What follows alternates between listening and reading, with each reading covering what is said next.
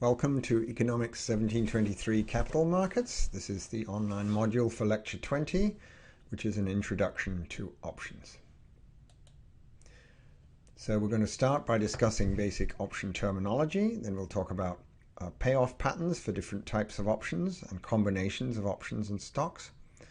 Then we'll talk about restrictions on option prices that are implied by various no-arbitrage conditions, the most important of which is put-call parity. And then we'll use these arguments, these restrictions on option prices to show conditions under which it will not be worthwhile to exercise an option early. So first of all, what is an option?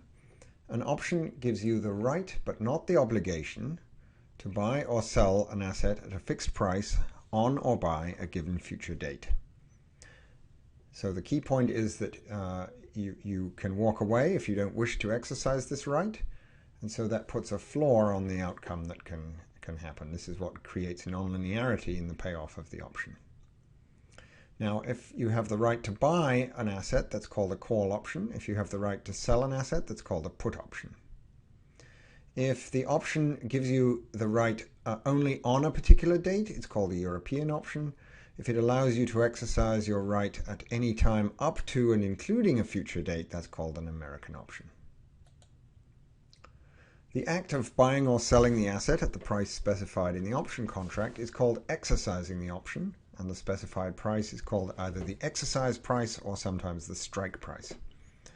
We're going to use the notation X, the letter X, for the exercise price, and S for the underlying asset price. We're going to use the notation capital T for the date or the last date on which exercise is possible. This is also called the expiration date. So for a European option, it's the only date you can exercise. For an American option, it's the last date you can exercise. Now, what are the payoffs on an option when it expires? Well, for a call option, the payoff is the maximum of S at the expiration date, S capital T, minus X and 0, under the assumption that it's only going to be exercised if it's worthwhile to do so. So we're going to assume away any mistakes in exercise. What that means is that if the asset is worth more than X, you rationally exercise your option and you make a profit of ST minus X. If the security ends up worth less than X, you don't exercise the option, you walk away and you get 0. Now for a put option, the same arguments will give us the maximum of X minus ST and 0 under the same assumption. In other words, if the asset is worth less than X at expiration, you will exercise your right to sell for a higher price X, and you'll make a profit of X minus ST. On the other hand, if the asset ends up being worth more than X, you will walk away and get 0. Some more terminology. If you sell an option, if you take a short position in an option, short sell an option, that's called writing it. And the option writer gets the opposite of the payoff of the option buyer. So the payoff on a written call at expiration is the minimum of X minus S and 0. And the payoff on a written put at expiration is the minimum of ST minus X and 0. Now, from this description of the payoffs, I hope you can see that option prices must be positive when you buy them, because their payoffs are never negative and sometimes positive. That means the buyer is going to have to pay something up here, and the writer is going to be compensated by receiving something down here. So here's a figure from Bodie, Kane, and Marcus. Here is the payoff to a call option with a strike price or exercise price of 100. And the horizontal axis shows the security price at expiration. This is the payoff or value at expiration, which is 0 for any S up to 100, and then it's a 45-degree line from there. It's the excess of S over 100. Now, to buy this option, you have to pay something up front. So if you imagine that the price is 14, that means that the profit on the option is illustrated in this gray dashed line. That profit is minus 14 up to this level, and then it kinks up and moves up like this. But you can see that the security price will have to exceed $114 in order for you to make a profit buying the option. Now, if we flip this around, this is what it looks like for call writers. They have a payoff that's 0 up to 100 and then becomes negative. On the other hand, they receive $14 for writing the option, so they have this payment, which this is their profit, and it turns negative if the security price ends up being worth more than 114. We should note, by the way, that this profit is not taking account of the fact that this money is received before these payments are made. So the time value of money is left out here. This is just adding up amounts received or paid out at different times without discounting. Here's the payoff to a put option. It has this opposite slope. The put option is valuable if the security price is low, below 100. And once again, we have the payoff as the blue line and the profit is the gray dashed line. Some more terminology. We say that options are in the money, out of the money, or at the money. And this refers to the state of play before the expiration at some intermediate date, little t. We say that an option is in the money if it would be profitable to exercise it today.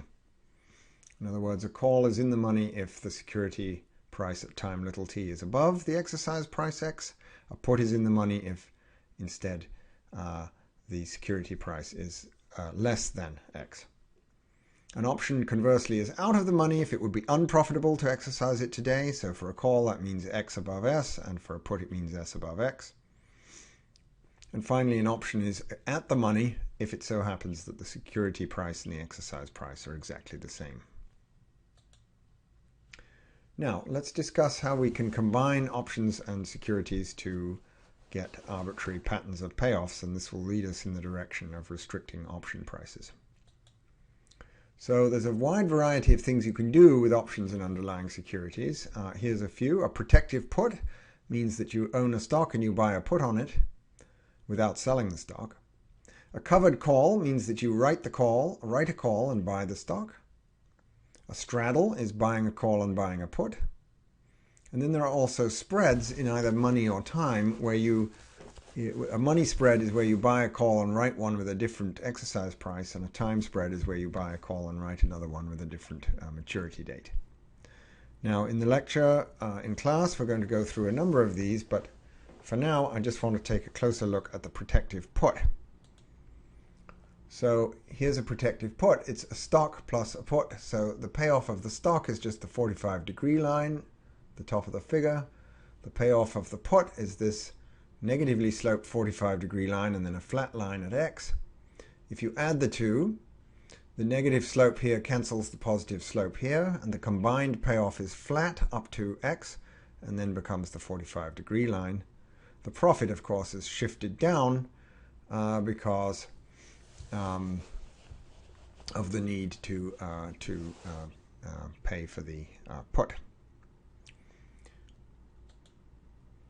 So if we compare the profit on a stock bought at X with the profit on a protective put portfolio, you can see that the protective put is chopping off the left tail here. It's eliminating the worst losses at the cost of having lower profits in good states of the world. Okay, now let's now talk about restricting option prices, and we're going to see that protective put that we just talked about is very relevant. Okay, now in this lecture, this online module, we're only going to be using simple no-arbitrage arguments to restrict option prices. So in order to do that, we have to make some implicit assumptions that there are some market participants who have zero transactions costs, homogeneous taxes on all profits and losses, that can borrow and lend at the risk-free interest rate RF, which is a nominal rate, and can short sell securities. Now, that last assumption can be relaxed. Now, these, of course, are strong assumptions, and they may not be exactly satisfied, but they provide certainly a very good starting point for the analysis of options on financial securities. Now here's a few propositions that we can show quite easily without any fancy math. First of all, the price of a call option is never greater than the price of the underlying asset. How do we know that? Well, the option is something you can exchange for the asset, but you're going to have to pay a price for it. If you let that exercise price go to zero, then it's equivalent to owning the underlying asset. So a call option with a positive exercise price cannot be worth as much as actually owning the asset. Secondly, the price of a put option is never greater than the exercise price. Why? Because the put option allows you to sell an asset and receive the exercise price, but you have to give up the asset in order to get the exercise price. So you're giving up something with positive value in order to receive the exercise price, and therefore the put option cannot be worth more than the right to just get the exercise price for free. Third proposition, call options with lower exercise prices are more valuable than otherwise identical call options with higher exercise prices. That's just because when the exercise price is lower, you have to pay less to get the valuable asset. Similarly, put options with higher exercise prices are more valuable than otherwise identical puts with lower exercise prices. We just flip the previous argument around. Now, turning to the distinction between American options and European options, remember that American options give you the right to exercise early, which European options don't. That means that American option prices must be at least as great as the prices of otherwise identical European options, because they give you an extra right, which has to be worth something. It's certainly not worth a negative amount. It might be worth zero, but it's not worth a negative amount. Secondly, American option prices must be at least as great as the value if they're exercised immediately. That value is known as the intrinsic value. Why? Because you always can exercise an American option immediately. So if the value ever falls below the value you get from immediate exercise, you would immediately exercise it. And then finally, American options with a longer time to expiration must be at least as valuable as otherwise identical American options with less time to expiration. Again, because they give you an additional right, which is you have more time to exercise your option. All right, now we're now going to do the key no-arbitrage argument, which is put-call parity, which is slightly less obvious but really, really important. Okay, so we're going to think about European options. We're going to consider calls and puts with the same expiration date and the same exercise price on an asset that pays no dividends during the life of the option. So keep that in mind. These are European options, common expiration date and exercise price, and no dividends. Well then, a no-arbitrage argument gives us the put-call parity theorem, which says that the call price C0 plus the exercise price discounted to the present, the discounted exercise price, must equal the security price S plus the put price P. So C plus discounted X equals S plus P. That's put-call parity. Now, to prove that, we're going to consider two different portfolios. Portfolio A is a call option plus treasury bills with face value X and the same maturity as the call. Portfolio B is one put option plus one share of stock. Now, both portfolios are worth the same thing at expiration. At expiration, each one is going to be worth the maximum of S at that date and X. Why is that? Well, call plus bills, the call is worth max ST minus X and 0, but then we add X to that because we're going to have bills maturing with face value X. That gives us the maximum of S and X. The protective put, we already looked at the diagram, that's why I showed it to you. You can go back and look at it. But basically the put is worth the maximum of X minus S and 0. If we add S to that, we again get the maximum of S and X. Well, if the two portfolios are worth the same thing at expiration, they must cost the same now, and that proves equation 1 by no arbitrage. So let's go back again and look at it. We've got call plus bills, stock plus put. They have the same payoff at expiration. They must be worth the same thing today. Here is the pictorial diagram. This is the same picture of the protective put that I showed you before. There's the payoff on the protective put. And the observation is simply that this payoff with this kink in it, it looks like the payoff on a call, but it's shifted up by how much? By X. So you can see that a call plus bills has this payoff, and so does stock plus put. Now, if the underlying asset pays dividends, then we have to take account of the dividends, just the way we did when talking about forward contracts.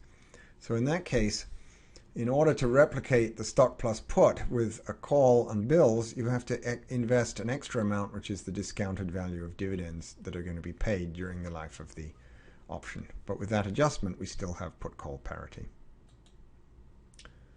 So finally, we're going to use that result to show an interesting result, the no early exercise result. Let's think again about a European call option on an asset that pays no dividends. The put-call parity relationship implies this bound on the call price, that the call must be worth more than the security minus discounted exercise price. How do we know that? Well, remember, call plus discounted exercise price equals stock plus put.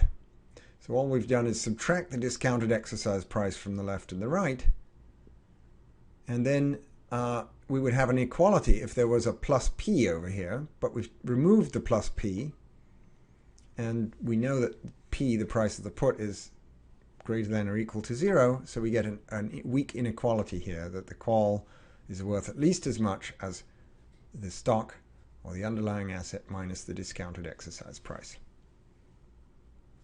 We can prove this inequality more directly if we like by considering another no arbitrage argument. Think about two portfolios. The call is worth the maximum of S minus X and 0 at expiration, or we can hold a levered equity position, one share of underlying asset plus borrowing of the discounted value of X. At expiration, that's going to be worth S minus X. Now, which is worth more? It has to be portfolio A. Has to be worth more than this. Because this thing, portfolio B, can have a negative value at expiration. Portfolio X cannot. All right, so that's going to give you this inequality as another argument.